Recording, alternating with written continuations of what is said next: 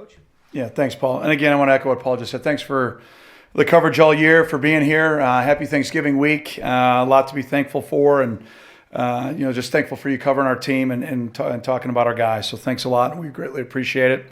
Players of the week from last week on offense, Andrew Marty. Obviously he competed very hard and gave us a chance to move the ball and score some points. I'm proud of him. I thought he had a great game for his first overall experience of his career, and thought he did a nice job for us. Riley Lees on offense was our big playmaker. Really good game also in the kick game, and he was our special teams player of the week. We had no defensive player of the week, but Joe Gaziano was our big playmaker, and the career that Joe's had has been spectacular. Now to be the all-time leading sack leader in the big in Northwestern history is something that is earned, and to see the job that he's done has been absolutely phenomenal. His leadership has been spectacular. So really proud of him, and looking forward to going out on the field one more time with him. Practice-wise, Coco Azima on offense, Joe Bergen, again another senior on defense, giving a great look in practice, and then Brandon Joseph, a young guy in the kick game, was our practice player of the week in special teams.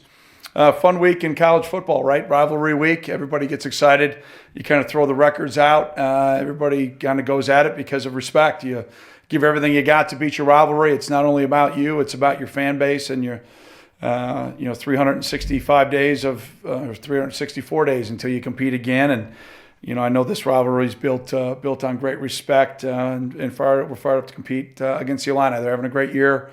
Coach Smith is a great friend. He's done a great job getting them bowl eligible. They had some amazing comebacks. They had every opportunity to beat Michigan in that comeback. And then, what they did against Wisconsin as of late in Michigan State was really, really impressive. I thought they played great in Iowa City, just a couple of tough turnovers and a tough place to play. So playing a very confident team that has gotten themselves in the postseason. I'm very happy for them, and I look forward to us going down to compete, against our rivals. So with that, any questions I can answer, please?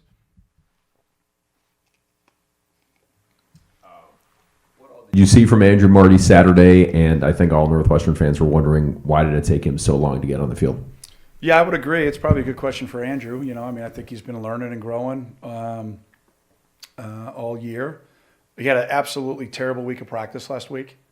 So that would be one of the reasons why, just some inconsistencies. He'll be the first to tell you if he stood up here.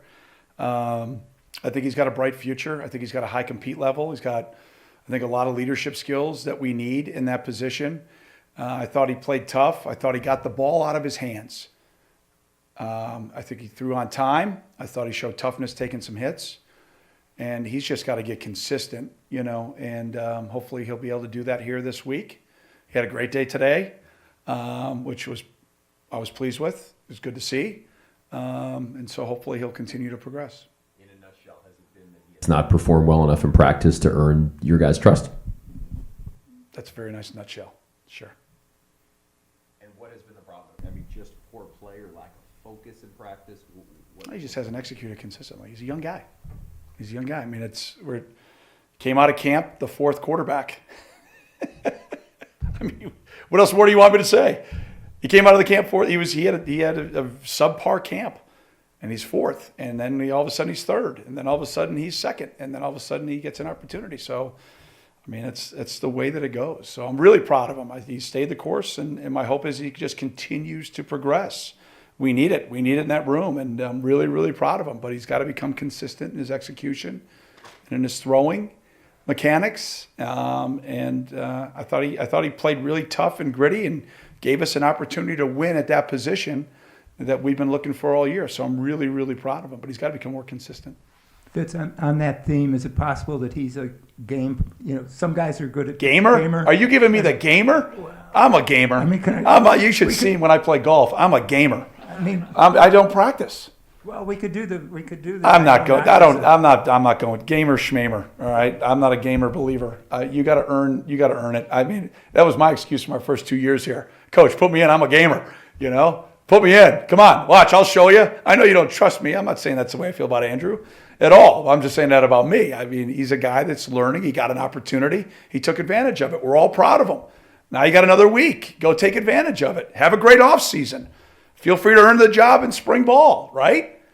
Then I don't have to have a gamer conversation. That's usually how life works. You earn it, and he's earned the opportunity to be our starter this week, and I'm really proud of him. And so I hope he has a great week. Coach, do you know yet whether Hunter Johnson and or Aiden Smith will be available on Saturday? Yeah, Hunter will be out.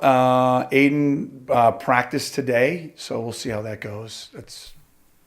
And then asked you after the game on Saturday about those 3 sacks that Hunter took, and you said you'd have to go back and look at the film. Now that you've done that, what did you see in those 3 plays? As I look at those plays specifically, there are some things protection-wise maybe on the one that we needed to clean up. But we've got a guy open in the flat, and we got to get the ball out of our hands. The one that he got knocked out on, unfortunately, we had another guy open in the flat that we didn't get the ball out of our hands on that one. And we had a little gap in protection. They brought up the A-gap, double A-gap pressure that we had prepared for. And Drake just tried to do a little bit too much. He targeted the right guy and then saw a guy get beat, and he tried to help him, and the guy that Drake should have had got beat. So just got to, get the ball out of our hands. We got to help him. We got to direct his eyes and help him be confident in the throws. Fitz, you talked about the lack of preparation in the quarterback room in the offseason. Yep. Considering that as the background, come Saturday at the end of the Illinois game, how do you convince the kids who are coming back that next season begins now? Yeah. And how do you convince them of the importance of every single day between now and... Have you ever touched the stove when it's hot? Okay. You hope you learn. And so you got to learn. That's how you convince them. And then you got to have competition, and guys have got to do the things they need to do.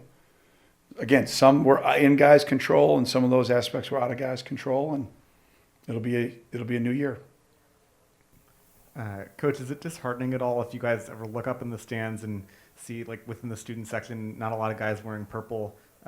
How do you guys feel about the lack of support in the small crowds, especially down the stretch here?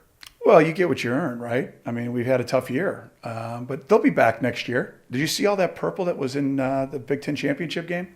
Absolutely. So you earn it. That's how you feel. I mean, I'm disappointed that we've disappointed them. I mean, I take great pride. Trust me, there's nobody who takes more pride in this program than I do. And when you don't have success, it drives you absolutely crazy. And you look for solutions.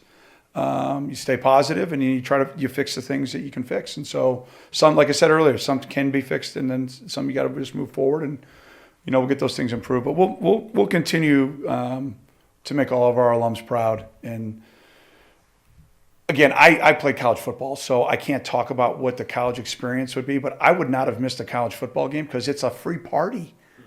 So we'll be back next fall, and all the underclassmen that are coming back. I would recommend the 7 home games. I would go, 6 and 1 at Wrigley. I would recommend you go, because what the hell else are you doing on a Saturday? When you get to be my age, there's no tailgate. Like, I got to work. So, and we got to obviously, like I said, we got to earn it. But you'll regret it, man, when you got a real job and you're going to soccer practices and all the other stuff you got to go to. I would go to sporting events. I would party my rear end off, because eventually it's over. And you go across the stage, and it's the real world, not MTV. That's a fact of life. So if you missed out, I'm sorry we didn't get it done for you, but we will, and we'll see you at the Big Ten Championship next year. How does that sound?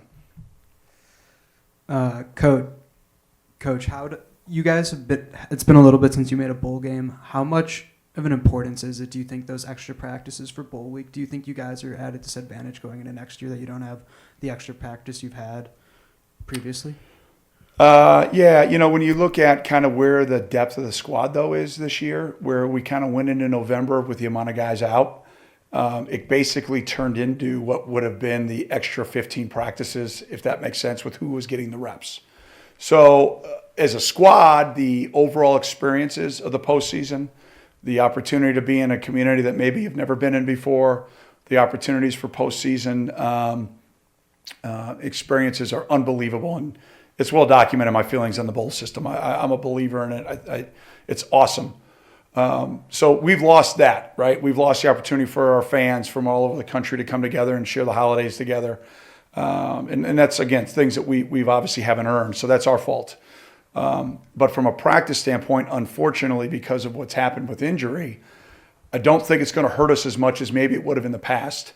because of, quite frankly, as I'm in the weight room this morning and I'm looking at a lot of guys in my starting roles to start September are doing rehab workouts, right? And so those guys will be back, and I get all that, but that just is what it is. So I think it would be a little differently if we were a healthy squad. Evan Hull has had a really strong close to the season. How has he been able to do that? Well, I think Evan works really hard. I mean, that's what jumped out to me from the minute he arrived here on campus. There's whatever, the 8 hours in the off season and the 20 hours in season. And I'm in getting my skinny fat workout in. And there's Evan doing extra hip work on his own and doing different hip flexor work. A guy that I think is a little bit older and wiser than maybe his freshman year of eligibility. Just been really impressed with his work ethic. And I think he's got a really, really bright future for us. And I think these experiences that he's had hopefully will really not only be a big boost of confidence for him, but also look at it from a standpoint of what I'm doing, the extra work is working. Let's take it to another level now that I've experienced playing college football. So really proud of him. He's done a great job. And just out of curiosity, why have him play against Minnesota instead of Illinois? Why not? Out of curiosity. The 4 games? Yeah. So you had one more game? No, he had 3. That was 3, and now he played his 4th. So he's played 4, so he likely won't be playing against Illinois. All right. There you go. Andrew was not very highly rated among quarterbacks in his class. What were the things that made you offer him a scholarship? Well, I liked his size. I liked his all the intangibles that we were told when we were down there at Wyoming, seeing him. A guy that really wanted to be a Big Ten player, and we thought he had all the arm strength and the football IQ. He just had to wait his turn to get an opportunity, and like I said in the game, he took advantage of it. Skip said he's a gamer. That's so. I'm a bad coach. So maybe I'm sorry. He took that shot on the sideline. Yeah. That seemed to. Did that earn him some respect to the teammates the last time? Yeah, no, I think Andrew's got a lot of respect before that play. I really do. I would advise him not to take that hit as a father and as coach. There's no need for that hit. There's mechanisms for him to be able to avoid that hit. He doesn't have to prove his toughness to anybody in this program. We wouldn't have recruited him unless we thought he was tough. So maybe as he grows and matures in the position, I think if you were to ask Clayton or Trevor, should he take that hit, I think both guys that are now on Sunday would say, get down. Get down. There's no reason to take that hit. Did you see Flynn Nagel's tweet? No, I'm not on social media. Okay. He tweeted about, he said, are we done bashing the quarterbacks now for being unprepared? Because Andrew looks like he's been prepared. Mm-hmm. Is that fair criticism? I don't know. Call Flynn. Okay. I'm sure he's free. He'll take your call if he's tweeting. He's a great dude. I love him. He's had a good game. I'm proud of him. Do you consider Illinois to be your biggest rival, and why? Yeah, I think absolutely. Number one, it's our only trophy game, right? We play for the land of Lincoln. It's a rivalry that I think has been built on respect, especially for our guys, within the state of Illinois. There's no question that we know guys that are on that team. Obviously, my relationship with Coach Smith, I've got a ton of respect for him and known him forever. And even prior to that, with the previous head coaches that have been there, I know most of them really, really well. And so this is a game that, again, I think you go back to when we were struggling way back in the past. This was a throw the records out game when maybe they've had some lean years. It's been the same way on their end. So, a great rivalry that's built on respect. And why do you think sort of the students on campus don't have as much excitement for this game compared to games against maybe Iowa or Wisconsin, even though it's a rivalry game? It's kind of like the question on Flynn. I'm not going to answer a question. It's really not a question. It's more of a question of a statement. So I don't know. I'm not going after your question. I don't know what he's thinking. Ask Flynn. I have no idea. I don't know. Ask the students. We got to win games. Usually when you win games, people come watch you play, right? So I have a very easy solution. We'll win games. We'll go win games. Pretty cool atmospheres most of my time here that when we've won. Actually, some of the best. Coach Meyer told me after the one game we had against each other, one of the best environments he's ever been in. So I feel pretty good about it. We got to earn that, though. That's the way I feel. I know what I can control, and I'll do a better job of getting that done for the future. And maybe we got to talk to the frats about throwing better parties too. I don't know. Come on over. I don't know.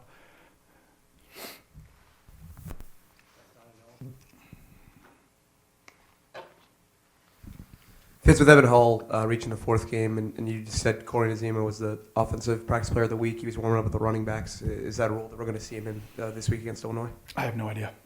Okay. What impresses you about Illinois? I mean, the second half of the season's been really good. Coach Smith's done a great job. He's built a program. I mean, that's what he said he was going to do, and that's what he's doing. And I have a ton of respect for the job that he's doing. He took over in a tough situation. And, I think he's just taking it one player at a time. I think he's taking it one day at a time. He's recruited really, really talented players. And, they've got, I think, schematically on both sides, they're doing a really good job. Rod is doing an awesome job with their offense. I said that last year when you popped him on tape. Was really impressed with what he was doing schematically. They've got really, really good players, really talented players, and they're taking the ball away and they're taking care of it. I mean, that to me, again, has been a hallmark of what when we've been successful here. We've won the turnover ratio, we've won close games, and we've been we're more physical than the opponent that we play. And when you watch the tape, just the job they do with their ball security, the way they take it away. I went up and when Coach was at the Bears, it's nothing magical. They just stress it every day, and it becomes a part of your culture. And for us, again, this is an anomaly year. It's been really, really good for us in the past, and just this year it just has not been. So we'll get back to that. There's no question in my mind. Coach, in the secondary, you guys have struggled a lot with those pass interference penalties. Mm-hmm. How do you avoid those, and what are you stressing? Well, fundamentals first, right? You got to be great with your feet and your hips, and you got to be great without having and grabbing, guys playing the ball in the air with your eyes back. And I think we've had some calls that maybe have been a little tough to swallow. Is that fair? Is that a fair statement? I think that's fair. I'd rather donate my money to the charity of my choice. So I'll leave it at that. But you got to learn from it. You got to move forward. And then there's some that you got to have, I guess, better awareness on, right? We're off the field on Saturday and we get a PI call when it's going to be a 3-yard gain. I mean, I don't know. It looked very similar to a play that Riley got hit on. I that's what I'm struggling with right now, is just the inconsistency in the call. You watch games and you see that game. I mean, the play on Riley and the play on Patty looked identical to me. And that's what I was talking to the official with on the side. I go, I'm not really sure, how that happened. And then the mechanic of the play also on the line of scrimmage, judge calls a PI on Patty, but it's the back judge's call. So I guess they share it in unique situations, and I don't know. That's why they got replay in the pros now with it, right? Did they? Is it like 1%? Yeah, I'm not surprised. But that's okay. It's a judgment call too. So it's a hard play. It's a really hard play to officiate. I'd like to have us get together with the officials as coaches and let's talk about the play. Let's watch the play.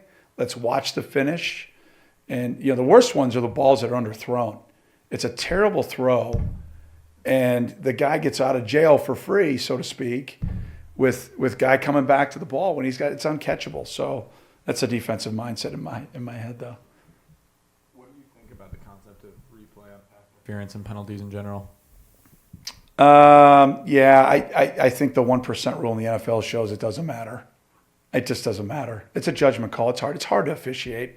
And I appreciate and respect what those guys do. It's a labor of love. They get all the blame, which is totally unfair. We need more officials in our game.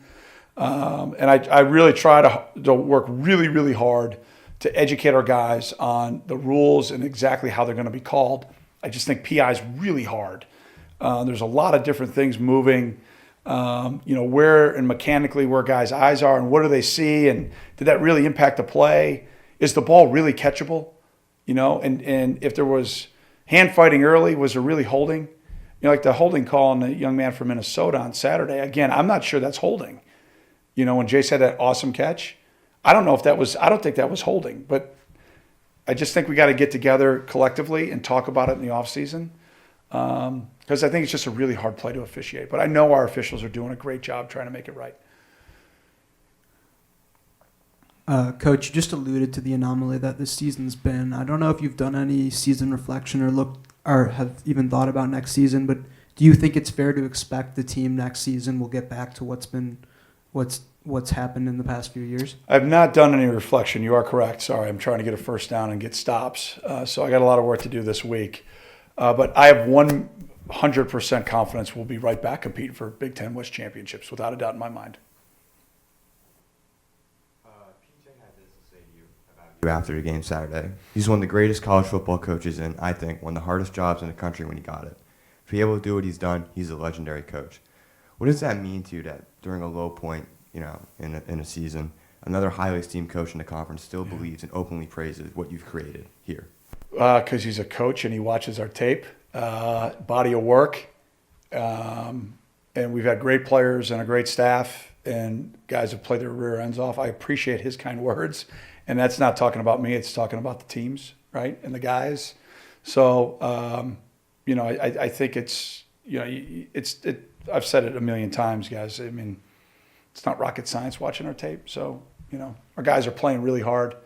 We're just not doing the things that winners do. So we'll get back to it. We've done it too much, too consistently here not to get back to it.